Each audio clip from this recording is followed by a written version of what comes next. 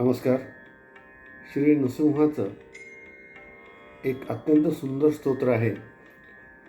ज्याला प्रातर अष्टकम असं म्हटलं जातं.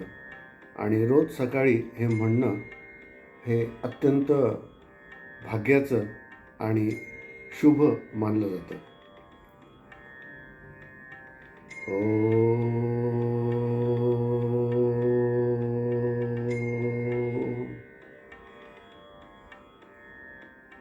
देहि दर्शनं नृसिंह देहि दर्शनं,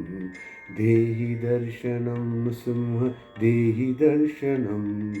उग्रं बहुदिव्यमिदं रूपमद्भुतम्, उग्रं बहुदिव्यमिदं रूपमद्भुतम्,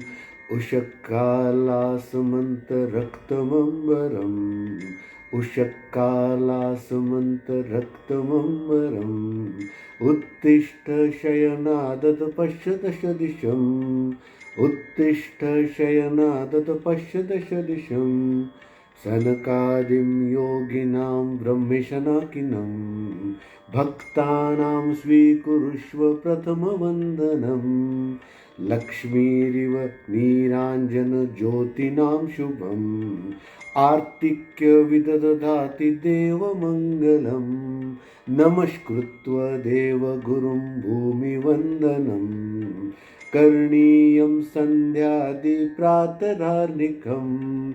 देहि दर्शनं नृसिंह देहि दर्शनम्, उग्रं बहुदिव्यमिदं रूपमद्भुतम्,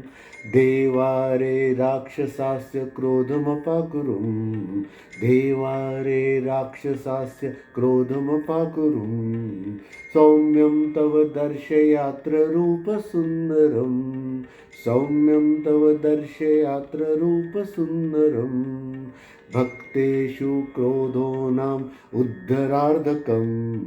भक्तेषु क्रोधोऽयम् उद्धरार्धकम्, मातुरिव पुत्रेषु स्नेहवर्धनम्, मातुरिव पुत्रेषु स्नेहवर्धनम्,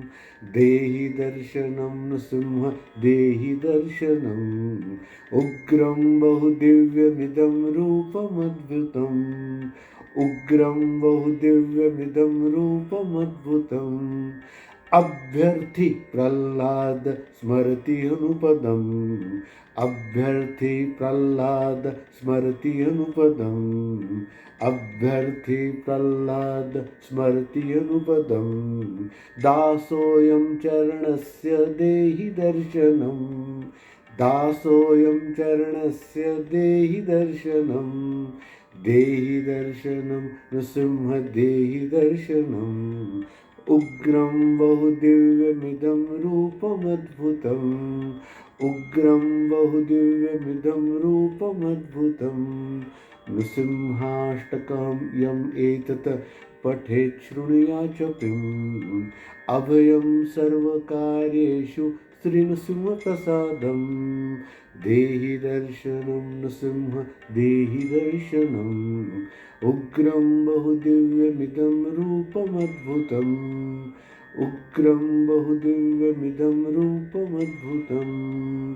उत्तिष्ठोत्तिष्ठ गोविन्द उत्तिष्ठ, उत्तिष्ठ उत्तिष्ठ गोविन्द उत्तिष्ठ गरुडध्वज, उत्तिष्ठ कमलाकान्तां त्रैलोक्यं मङ्गलं कुरु, देहि दर्शनं नृसिंह देहि दर्शनम्, उग्रं बहुदिव्यमिदं रूपमद्भुतम्, उग्रं बहुदिव्यमिदं रूपमद्भुतम्. ओ